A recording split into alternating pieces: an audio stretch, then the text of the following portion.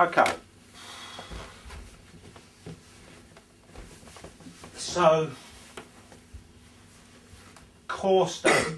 I talked about it a little bit earlier, yesterday, and the importance of core state. So the most important factor, one of the important factors of core state is how it can improve our ability to be aware of our bodies and our body's movement.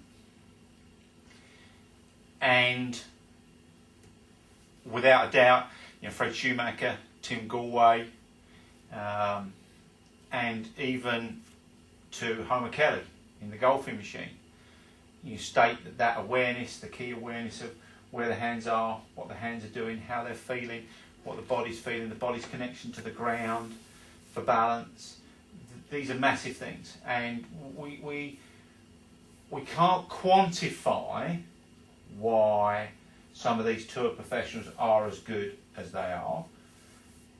There are definitely people that suggest that it's just the amount of hours and how hard you work that makes someone fantastic. So there's the 10,000 hours scenario, which has been written up in books, that musicians aren't necessarily talented people. They're just people. The people that succeed are the people that do the most practice and practice the hardest. So I'm not going to refute that by any stretch of the imagination, but I nevertheless believe that some people have a different talent of spatial awareness skills. And there are books written on this subject, that there are certain things that are quantifiable as talent. Interpersonal skills, intrapersonal skills, mathematical, analytical, musical, spatial, i.e., how our body moves. And that there's an awful lot of golfers that are scratch golfers and better, and they've totally learned intrinsically. They've just learned through feedback at an unconscious level, not a conscious level. So what Fred Schumacher says in his book is, and Tim Galway say, it's the blackout. It's when we aren't aware of something that we can't do anything about it. So that's the first application of core state. It's an attempt. It's within the awareness category to improve your awareness. Now, what's the one thing that always makes you aware of your thumb or your forefinger or your elbow or your knee or your big toe? What usually makes you suddenly stand out? Pain. Pain, absolutely. So I can use pain, and do. So I use pain artificially to help people learn, to bring attention to certain parts of the body. I've got these tiny little bulldog clips, and I just clip bits to their body so they've got pain in that area, or pinch a little bit of their skin. But it's very much a detailed part, so I'm taking the attention to a specific part.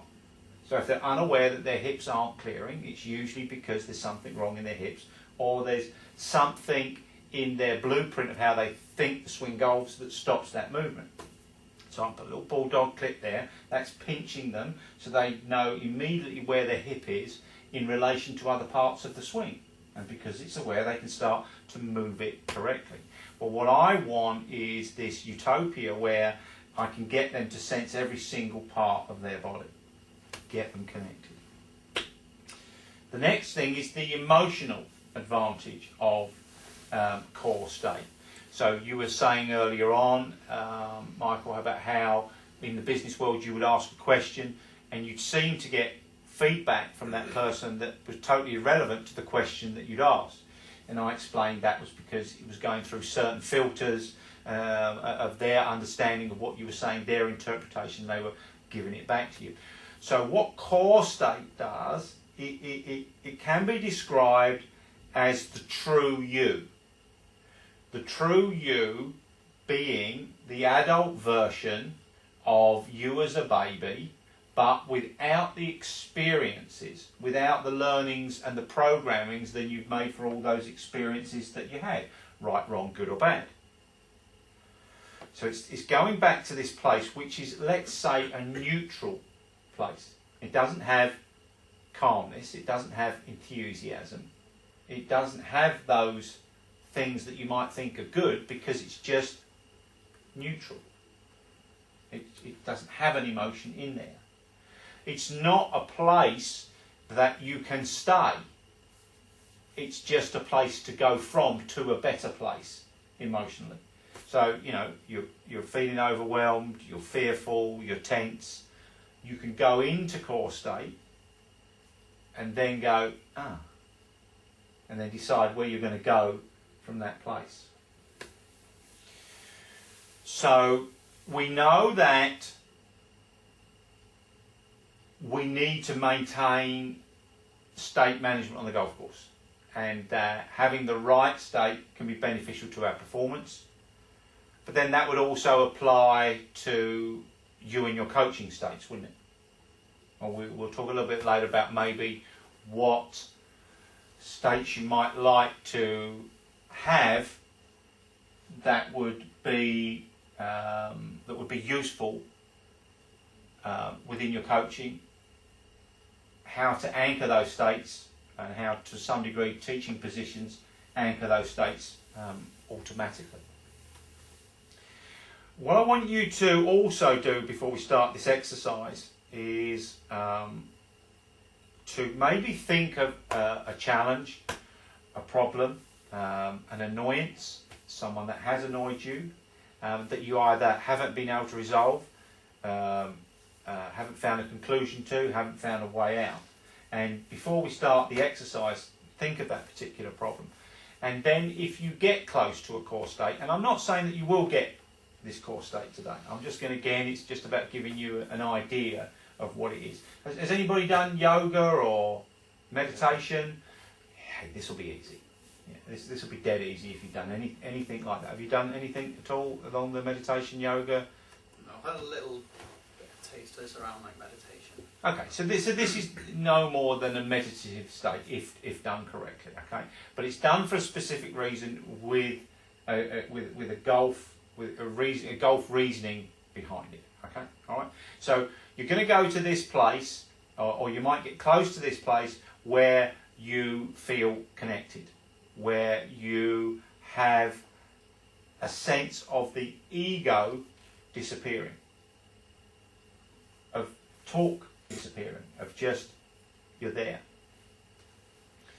So the importance of the egoless state is that it's a place where learning is easy, because you're not frightened of what's going to happen, about whether you look an idiot or any of those things, and it's therefore important for your clients to get it. Okay, so it's not hypnosis.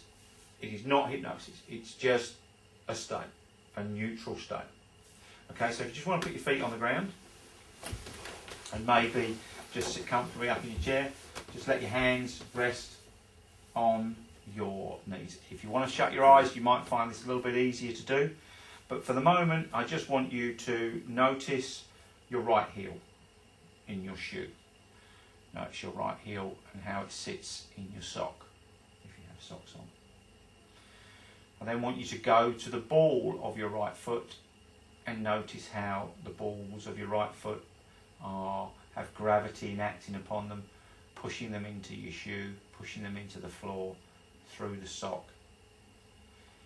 And then as you notice all of the gravity enacting against your shoe, notice that slight tingling sensation as you notice your feet and the temperature coming from both the heel and the ball.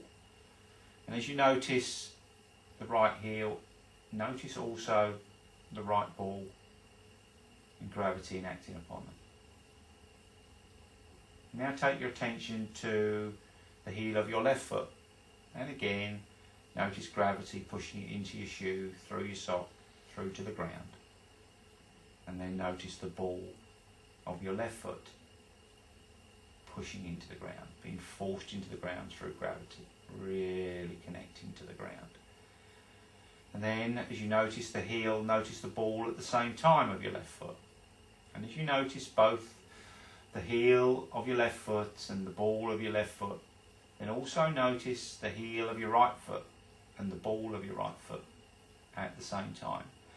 So notice both the heels and both the balls at the same time pushing into the ground through your shoe, through the sock, and all those other feelings and temperatures that you can notice.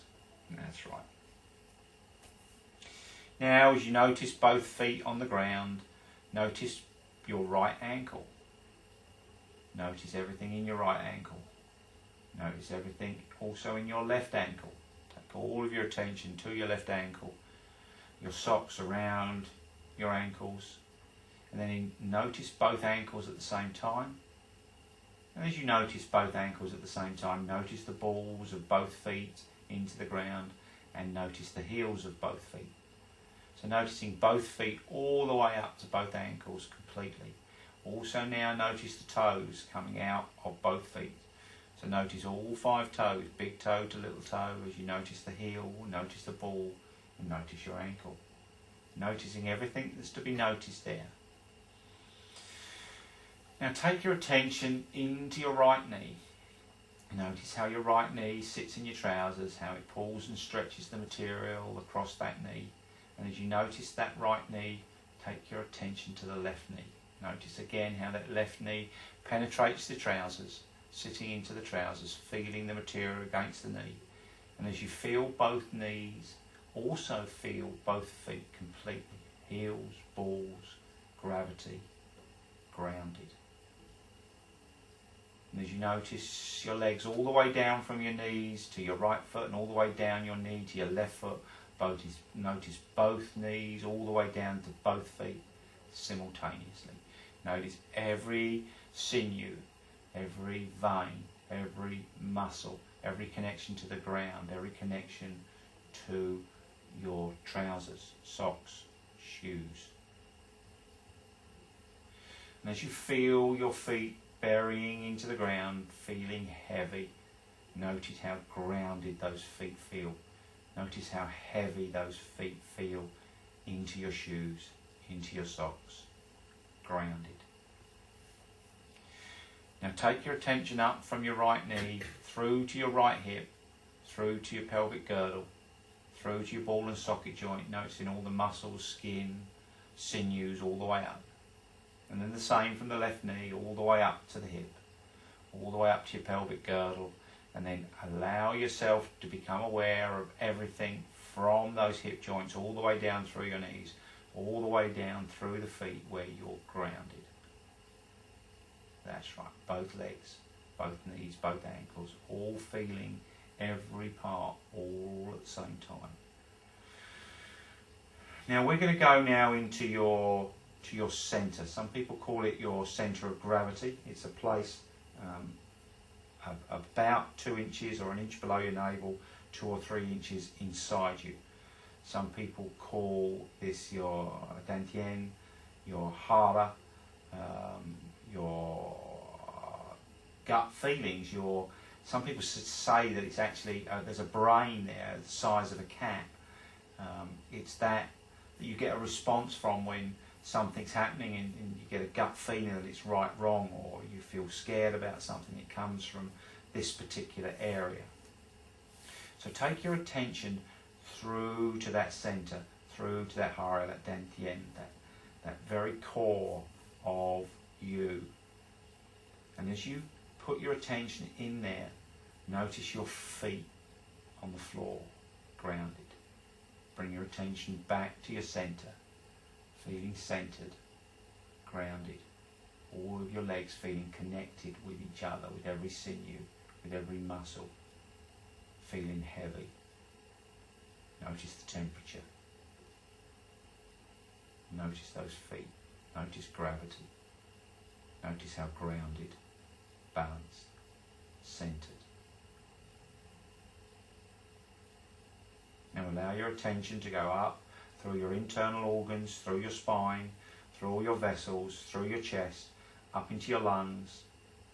That's right, and up into your heart. Feel every vessel of your heart. Notice it pumping. That's right. And what I want you to do now is open your heart. Open your heart to life, to what's going on, to everything that you might have turned off because of fear. Notice it to others. Open up your heart to nature. Open up your heart to everything, to all people of all countries, all creeds, all kinds, to all possibilities. Open it up, completely open it up. No need to defend it. It doesn't need defending. Now as you feel this openness, take your attention back down to your centre of gravity, back down to your feet, feeling grounded, feeling centred, feeling open, and connect all three up. And as you connect all three up at the same time, notice that you can notice every other part of your body at the same time. And as soon as you've done that, take your attention into both your left arm and your right arm and shoot that awareness down both arms, through all of your muscles, through all of your bones, to your fingers. Notice your fingers resting on your knees, and as you rest on your knees, notice your feet on the ground. Notice your centeredness, notice your groundedness, and then connect to your openness of your heart. And then now allow your attention to go up through your neck, mouth, nose, eyes, ears, through to your third eye in the centre of your brain.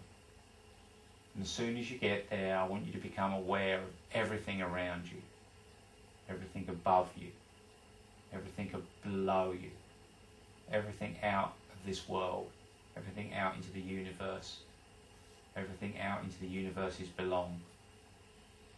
And then bring that rushing back to your awareness of what's around you, the awareness of every part of your body, the awareness of the sounds in the room, the awareness of the sounds outside of the room.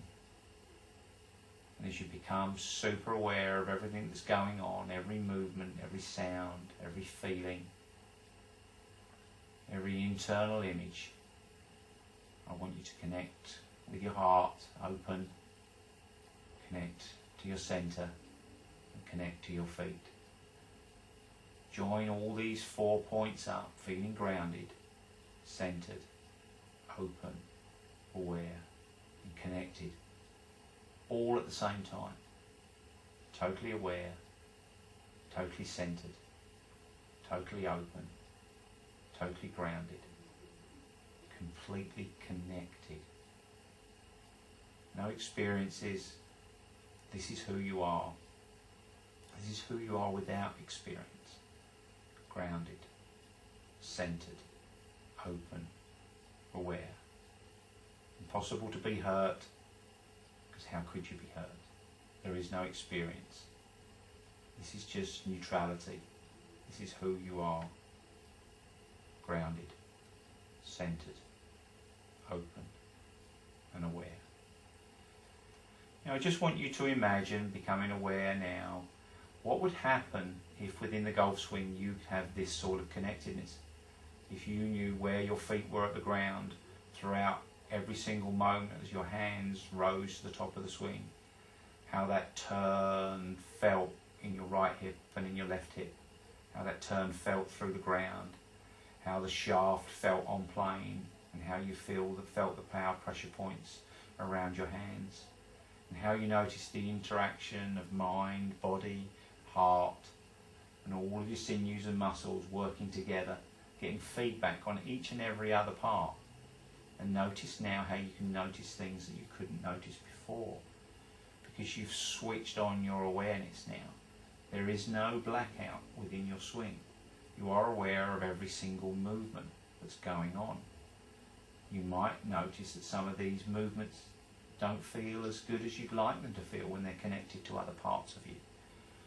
But the point is now that you have a tool if you want to go to this place where you're grounded, centred, open and aware of everything that's going on, yet totally connected to every part of you. That you can notice places where you might want to do things differently. Now as you ground yourself now, feeling both feet on the ground at the same time as you feel centred, open and aware, take yourself back to that problem, challenge, unease that you felt. Notice what it looks like, feels like, sounds like now. when you get connected. If you've lost that connection, then go back and get connected. Do it yourself. Find out which part needs to connect more, and then look at the challenge, the problem. Does it look different? Does it feel different? Does it sound different? No worries if it doesn't.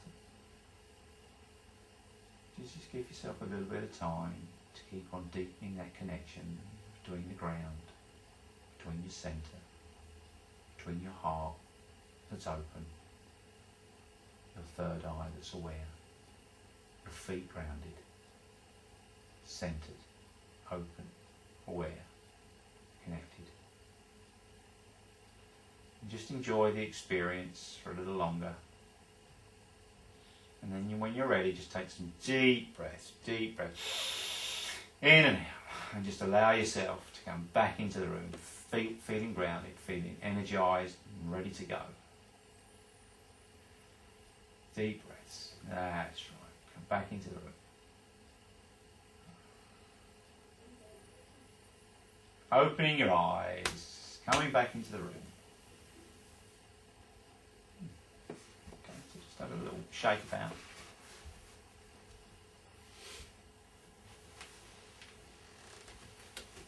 Okay, so when you're ready, just give us a little bit of feedback about anything, and I'll ask more some specific questions.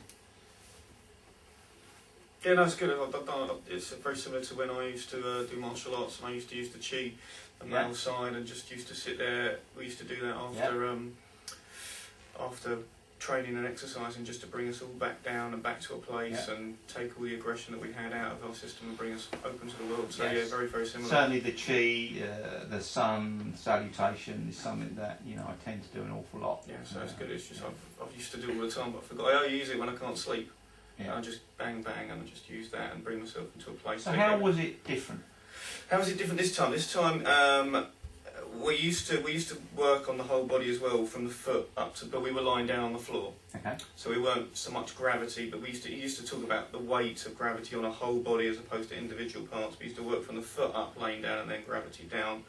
But this time I was, as you were talking about the right heel, I started to feel a tingling sensation in my right heel, and then through and then the left heel. But I found it very difficult to move from the right heel to the left heel. The right heel was really heavy, and I found it quite difficult to move. But then I got there, and then they were both sort of heavy. So, but it took a while. While you were still talking about other stuff, I was still trying to get the left heel heavy and down. But apart from that, it was good. Yeah, really good. So why do you think that you're sitting down with your feet on the ground rather than laying down? Because you're obviously sitting here, and that's the stance for the golf swing, so it's relevant for golf. So you feel both feet flat on the ground, and you're trying to get that heaviness and gravity, so that when you stand up for your swing, it's now planted in the subconscious, so that hopefully that will happen, and you're going to stay solid to the ground in your swing and good balance, and Good. Okay. Anybody else have an experience? You were saying to think about something when you're in that state, and what I thought about. We don't need to know. I know. But just how I used to judge it or whatever, whatever. I felt in a state where I was aware of it, but I didn't judge it, or there was nothing attached to it. I was aware that it was there.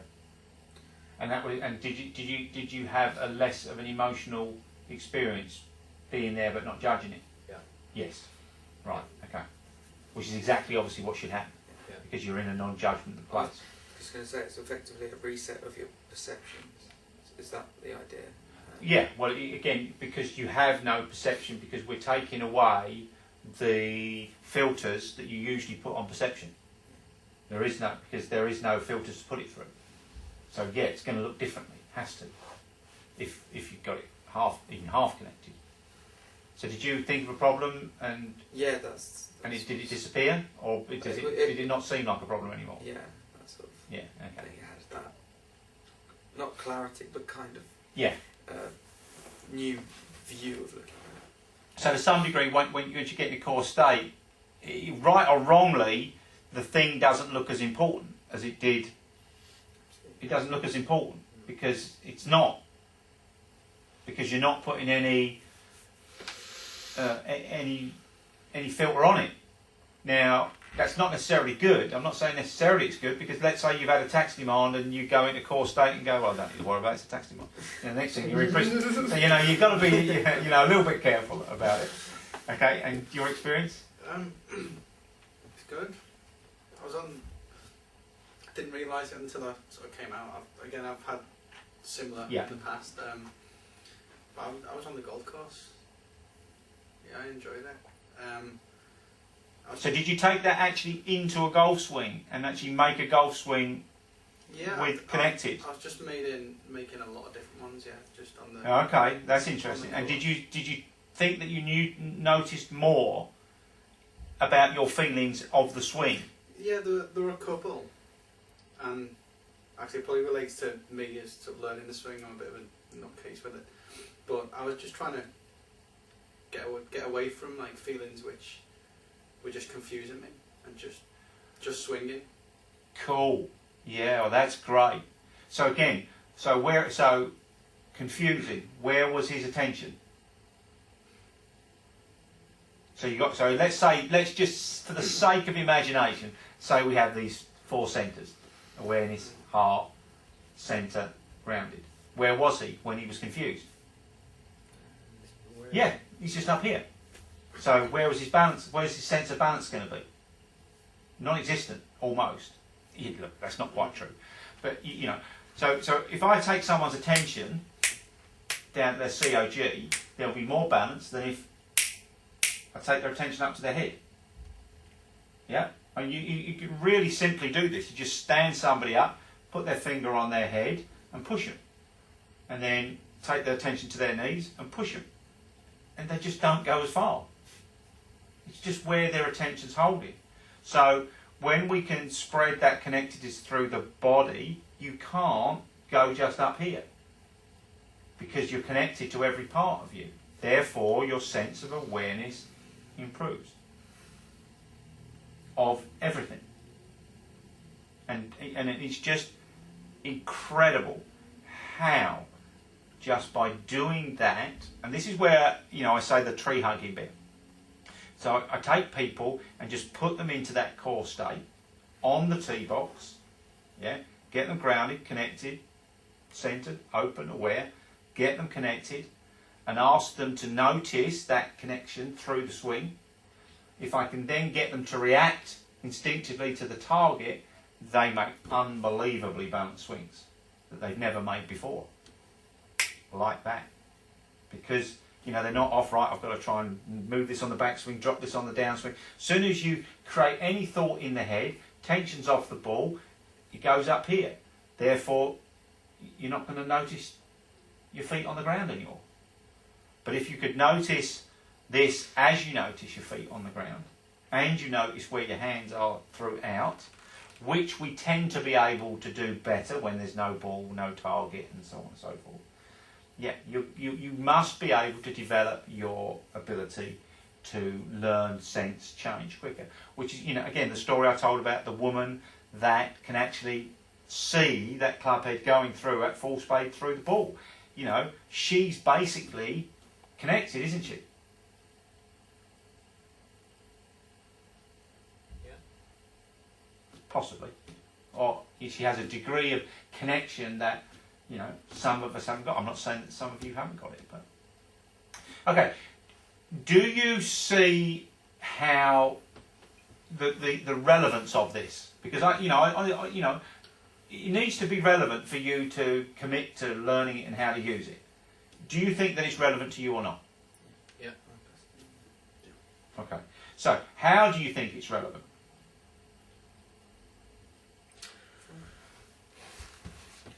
Well, if you're gonna, if your awareness is up, if you're too many thoughts in your head and all your awareness is up here, obviously your balance isn't going to be, you're not going to be as aware when you're swinging, you're not going to be as aware where the club is going, you're going to be more off balance,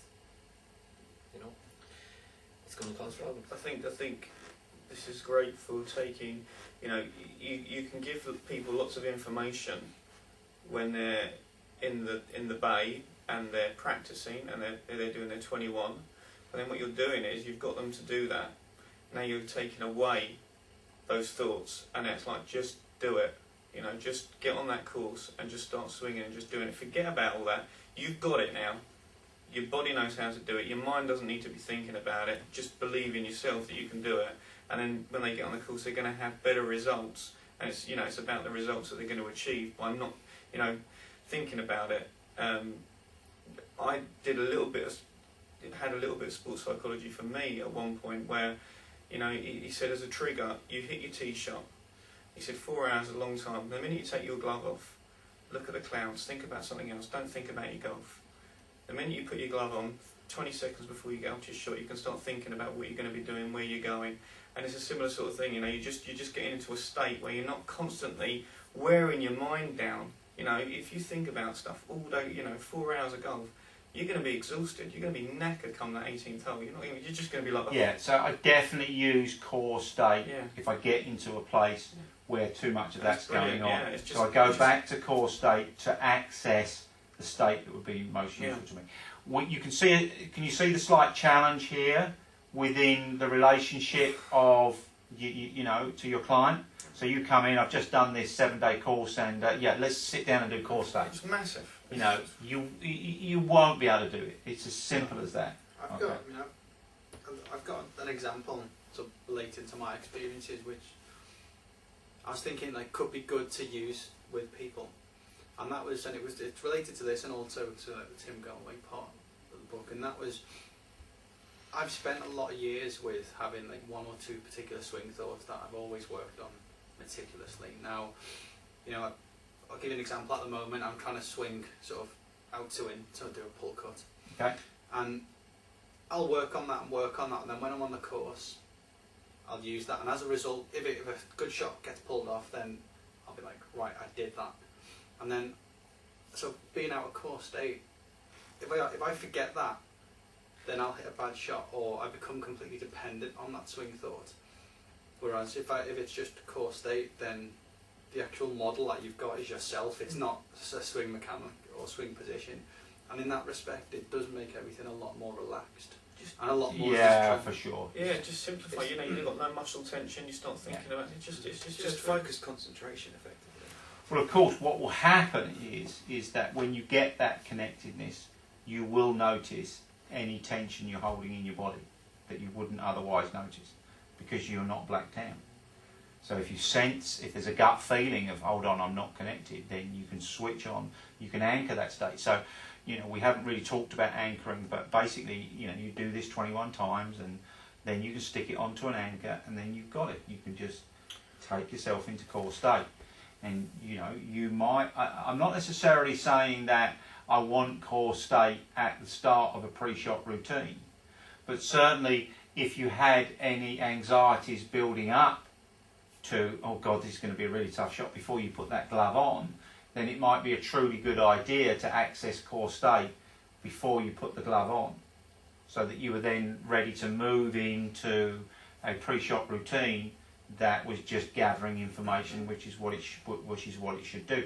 If you're already gathering information under the filter of fear, then you're probably going to take in, or that, you know, that wind's strong, and you're going to leave it. Then you're going to leave it too far left from that left to right wind, because, you know, I'm frightened. The water's over there, the wind's going over there. Fear, fear, fear. You know, and then you aim even further left. Well, that's not the point, is it? Start without the fear. Where is it? Where is the point that I want to put the ball that's going to give me the best chance of an outcome? I think also it can put you in a position where you like you say, you're not using it all the time, but you can be standing over a ball and you just don't feel comfortable, and you can sort of maybe just step up, walk away, and use it in that instance just to feel a little bit better. Well, that's slightly more about actually paying attention to your gut feeling.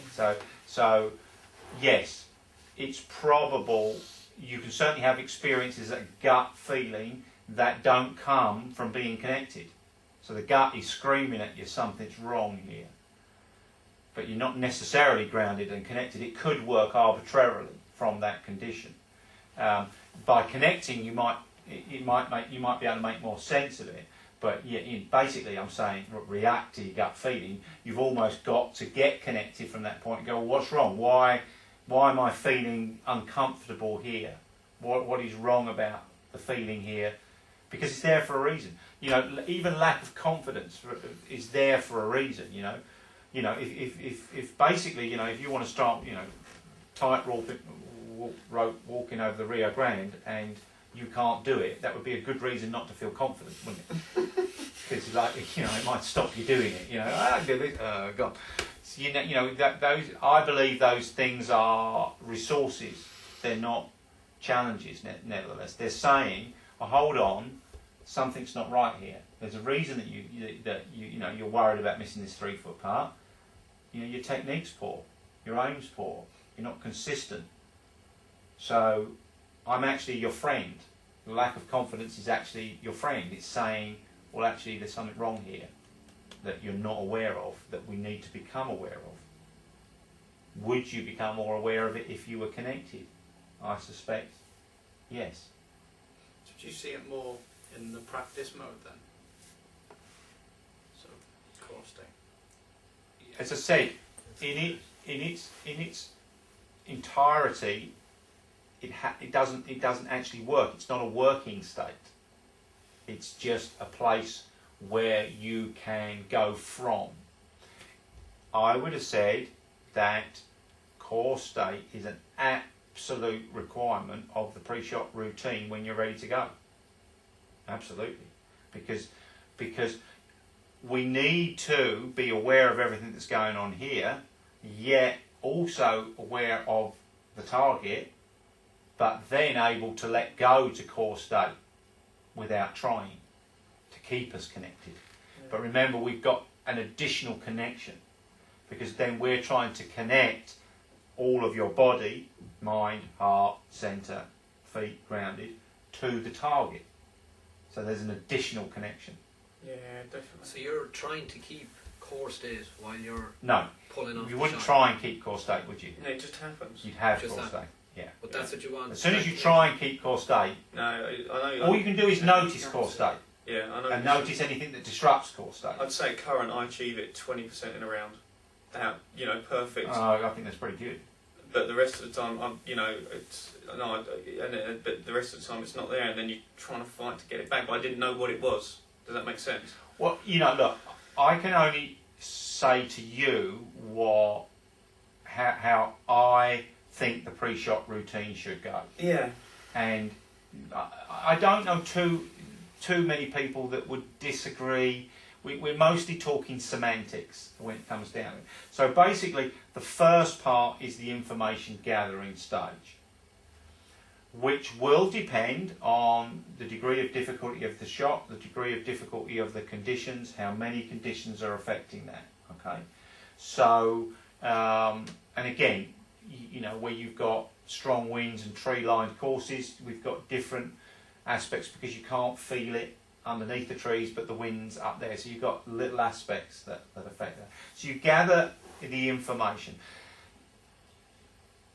The time span of that will differ per the degree of difficulty. So sometimes it will be less, and sometimes it will be more. Compare those facts. But to make sure that you've got those facts. Right. Then maybe you need to get a sense of your gut feeling, you know, and your awareness up here. Does everything seem right? Yeah, everything seems right. So you're paying attention to, and you have to be somewhat connected to notice that. So then you move to the ball, or into that area. Then what I want to do, which not all top guys do, is I want to do full rehearsal swings. So I do 1 or 2 full rehearsal swings to make sure that everything feels fine. Not only are they full rehearsals, they also contain all of the imagery in at least 3 senses: visual, kinesthetic, and oral descriptions, and maybe even a digital description. So in other words, the digital description in words of what's going to happen, which helps program the brain as much as possible. I don't know whether the brain can be programmed, but I have a belief that the more powerful the imagery of what I want to create exists, the more likely it is the brain's going to conspire to give it to me. Every single book I've ever read on goal setting and imagery suggests that that is the truth. I don't know whether it is the truth, okay, but it suggests that it is. So I'm connecting to my target, which again we're going to discuss later on is a pinprick. I'm then getting over the ball. I then want to connect completely and utterly to my pinprick target, come back and go. But I want to be fully connected as I go, but my mind is on the target. And then post-shot routine will be to do two things. There's two possibilities to do with post-shot routine. One, we use the 6 to 8 seconds rule to evaluate what that swing was like compared to our full rehearsal swings and whether there was any differences with them. There's actually probably three. We could anchor, it was the perfect replica of what we were trying to do, so we can anchor that. And then the other alternative is to fully accept yourself for wherever the ball went. So you don't try and do anything.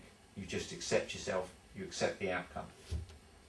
So I have, I think that some people will put an awful lot of explanation into why forgiving yourself and just walking on is the right thing. Others will use that learning opportunity. What's the point in making the swing unless we're learning an opportunity?